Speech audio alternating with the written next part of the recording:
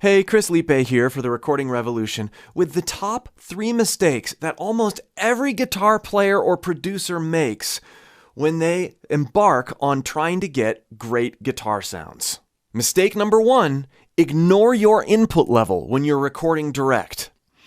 As guitar players, we have this mindset of, you plug into the amp and then you set a mic up and the input level there matters in terms of how much saturation you get, but that's really an old school way of thinking. We are recording guitar direct primarily.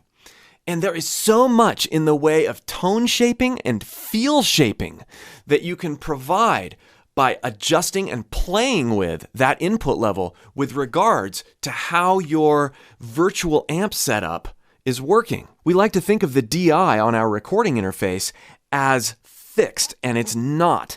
You have a whole range of gain that you can play with by adjusting a knob and seeing how that affects the sound quality and feel of your amplifier, your virtual amplifier. Don't believe me? Spend just a little bit of time with any amp, any virtual amp, and see how that feel changes. These things are designed for variable inputs. Mistake number 2, finding your tone or your sound or your patch or your preset before you've really workshopped what you're going to play. These things should go hand in hand. You should start with as basic of a tone as possible.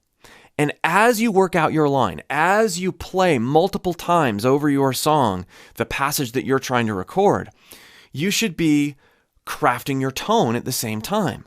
This is because it's impossible to create a great sounding tone without that sound, without the actual performance being dialed in.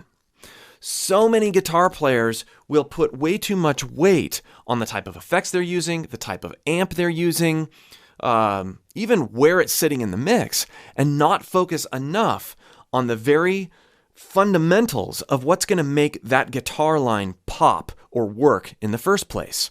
Rhythm, pocket, touch, your pickup pattern.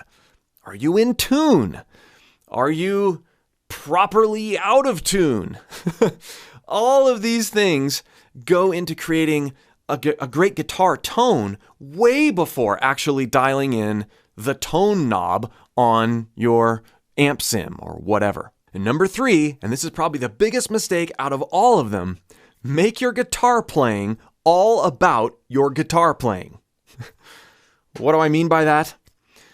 Oftentimes, when we go in to record guitar, we have this tunnel visioned mindset of, if I just nail this note or this line, everything will be great.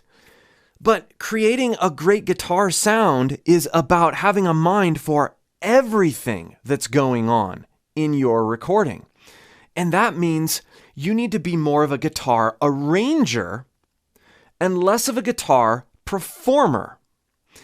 If you adopt this mindset, your playing will actually be easier to lay down because whatever you lay down is not the end-all be-all. It's part of a puzzle. It's part of a soundscape or a mix that's working together.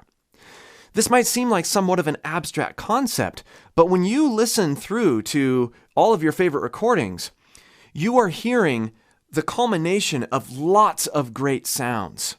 Synths, greatly performed and tracked and captured vocals, maybe a great guitar solo, maybe a killer rhythm sound, but none of those things matter if your bass sound is muddying things up, or if your drummer's not playing in time, or if you're not having a mind for where those opportunities are that you can fill as a guitar player. In other words, are you serving the song, or are you trying to serve yourself as a guitar player? This is the biggest mistake I see. And if you'd like to take this particular issue, number 3, way further, as well as the first 2 I talked about, I've got a course that I've done in collaboration with the Recording Revolution that is going to bring your guitar playing, your ear, and your mind for arranging and creating great guitar tones and sounds to a whole other level.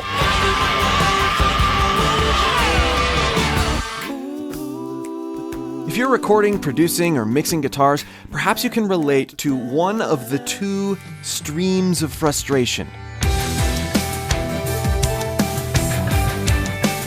either the playing is great, but somehow isn't translating to the song, or to the arrangement, or to the mix, or the vision for the song isn't being met by the playing. So either the production aspects are holding back the guitar, or the guitar is holding back the production aspects. And there's so much psychology, and especially if you're working with other players and you're not the player, but even if you are the player, oftentimes these two things don't align. Well, in this course, I show you through multiple real-world musical examples how you don't have to have killer guitar chops. You don't have to have lots of gear or lots of options. In fact, it's better if you don't. And how your main problem, if you're struggling to get great guitar sounds, isn't playing or production. It's the arranging mindset. And then this hit right here. All together.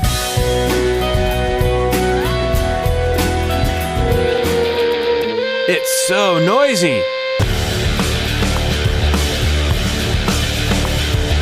How getting great guitars in the end is a big picture perspective.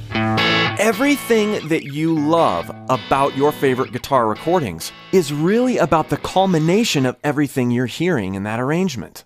How are the instruments working together in terms of pocket? My tendency is to overplay.